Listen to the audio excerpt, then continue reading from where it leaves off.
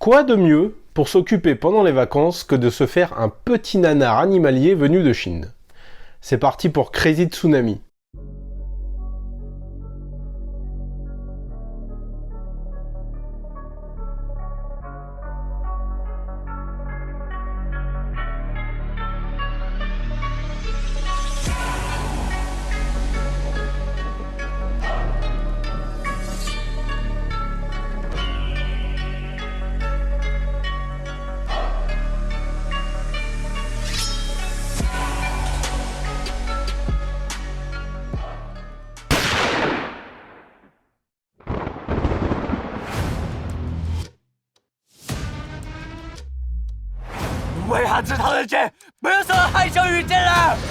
Le film est réalisé par Zhu Juqing et le héros principal est interprété par l'acteur Rong Fei. On retrouve également au casting l'actrice Wang Lingliu qui va jouer sa fille et que j'ai trouvé particulièrement à mon goût, n'est-ce pas? Crazy Tsunami va nous raconter l'histoire d'un tsunami qui va emporter sous les eaux une partie d'une ville dans le sud de l'Asie.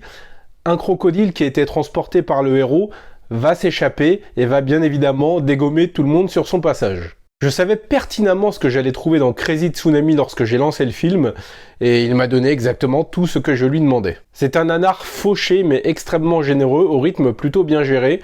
Au bout de 5 minutes, on a déjà l'exposition des personnages, les conflits qu'ils ont entre eux, le tsunami, le crocodile qui s'est échappé et qui a déjà bouffé 3 personnes. Un crocodile qui s'appelle Gustave. Pourquoi pas? Le film va pour moi s'ajouter à la liste des bonnes petites surprises venues de Chine qui sont sorties ces derniers mois. Je pense notamment à Alien Invasion, que j'avais plutôt bien apprécié, qui était assez original et qui tentait pas mal de trucs.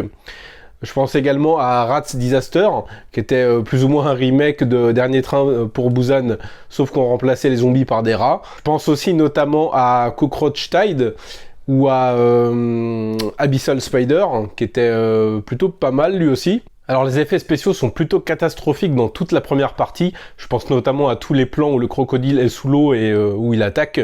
C'est vraiment pas terrible. D'ailleurs, ils insistent pas trop, les plans sont assez courts, parce qu'ils savent que voilà, c'est catastrophique.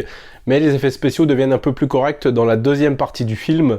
Je trouve notamment que dans les 20 dernières minutes, qui sont pour moi les meilleures du film, c'est, j'irai pas jusqu'à dire crédible, mais c'est plus qu'acceptable. Vu sa faible durée, le film ne va pas franchement se permettre de bien développer ses personnages qui vont quand même être assez clichés. On a l'homme politique véreux, le père qui a une relation plutôt difficile avec sa fille, le vieux couple qui voilà, a des difficultés à communiquer, on a le geek un petit peu rondelet mais attachant. Voilà, on va être quand même dans de gros clichés au niveau et de la narration et de ses personnages. Le film a juste pour but d'être divertissant et pas d'être un grand essai philosophique. Comme je l'ai dit, il ne dure qu'une heure 18, donc vous pouvez facilement vous l'enfiler à la pause déjeuner par exemple. Et je parle pas de ta mère, je parle bien du film. Vous pouvez le regarder à la pause déjeuner, voilà, c'est un petit peu plus élégant, un petit peu plus noble. On a aussi certaines scènes qui sont vraiment clichés et vraiment très très mal écrites. Je pense notamment au sacrifice vraiment ultra forcé d'un personnage qui va se retrouver dans un supermarché inondé avec le crocodile. Elle a juste un pas de côté à faire pour se retrouver à l'extérieur, donc dans la rue, et baisser le rideau métallique.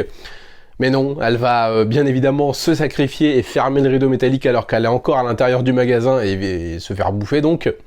Ça c'est vraiment forcé, très très mal écrit. Notamment aussi vers la fin, on a une scène qui est juste une aberration. Le crocodile est lâché en pleine ville avec une cinquantaine, soixantaine de passants qui s'enfuient. Il les ignore complètement et se précipite dans les égouts parce que la fille du héros est retenue dans les égouts. Franchement, voilà, c'est ultra grossier, mais faut pas trop en demander non plus, quoi. Pareil pour le comportement de Gustave. Gustave, putain. Un énorme crocodile tueur mangeur d'hommes qui a déjà fait des centaines de victimes, qui est tout le temps agressif, qui pense tout le temps qu'à bouffer, un peu comme moi je pense, et qui est tout le temps dans l'agressivité, un comportement absolument pas cohérent du tout. On est très loin par exemple du crocodile du film The Pool, qui est bien un film avec un crocodile, hein, pas question de basse-cour du tout, qui est quand même d'un autre niveau, on va pas se mentir, que je vous conseille vraiment si vous l'avez pas vu. Mais ce Crazy Tsunami est plutôt attachant, il a pas mal de défauts, on est bien d'accord, mais aussi quelques qualités qui en font un nanar franchement divertissant. C'est un peu un mélange entre Pluie d'enfer et le dernier film d'Alexandre Aja, Crawl, sans en avoir le 1/100e du niveau visuel, hein, on est bien d'accord.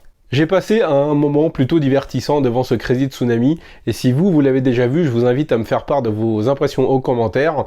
Si je vous l'ai fait découvrir par le biais de cette vidéo, n'hésitez pas à venir me faire un petit retour une fois que vous l'aurez vu. Et moi je vous dis à la prochaine, on va se retrouver pour parler de cinéma asiatique, parce que vous savez que ça déchire. Ciao!